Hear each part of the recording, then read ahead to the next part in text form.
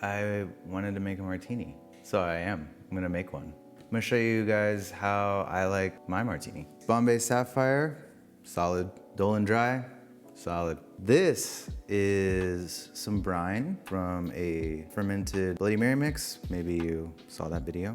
Solid, whatever. Quality of ingredients, super important. However, what is paramount, what is most important is that everything is cold. If you notice, all of this stuff has been in the freezer. I got my glass here chilling, this beautiful clear ice. Shout out to the freezer for freezing that ice. Martinis are, some people say it's a conversation. There's the sweeter, there's the stronger, there's the salty, there's the, you know, but this is the one that I like. I feel like martinis are simultaneously taken way too seriously, but also like not seriously enough.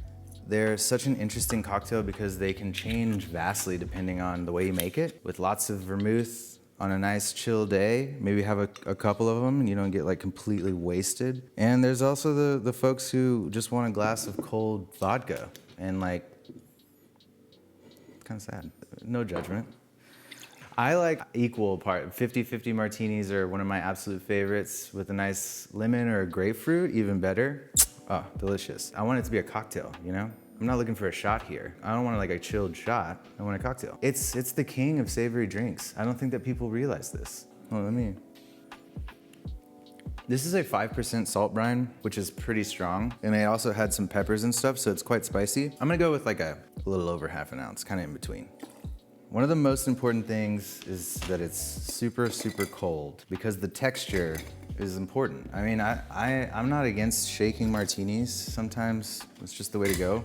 It does make it really cold, so I'll give them that, you know? I thought you were like an avid supporter of shaking. Yeah, I have just... no shame about it.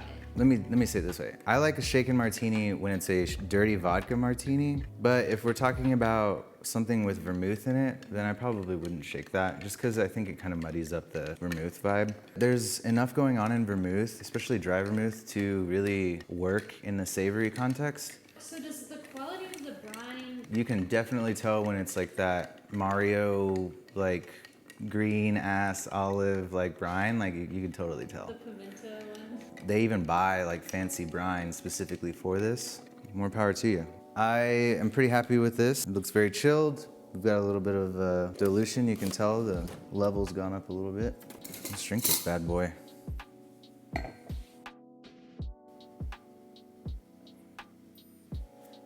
Look at that.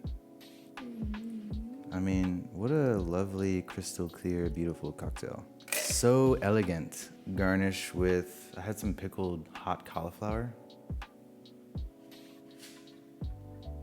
I mean, I feel like the martini is one of two cocktails that I can think of that is a savory cocktail that broke into the mainstream. Mostly just like Bloody Mary and Dirty Martini. And almost both of them are associated with like a lower class kind of vibe, which I think is just devastatingly wrong. It's so good.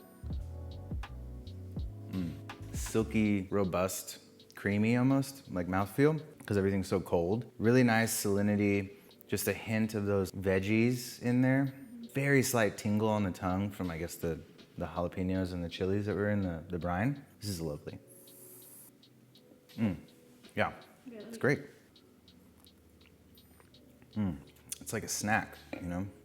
Do you have any more unsolicited martini tips that you want to throw out into the world? Drink them however you want. I guess what I'm trying to say here is martinis are a spectrum.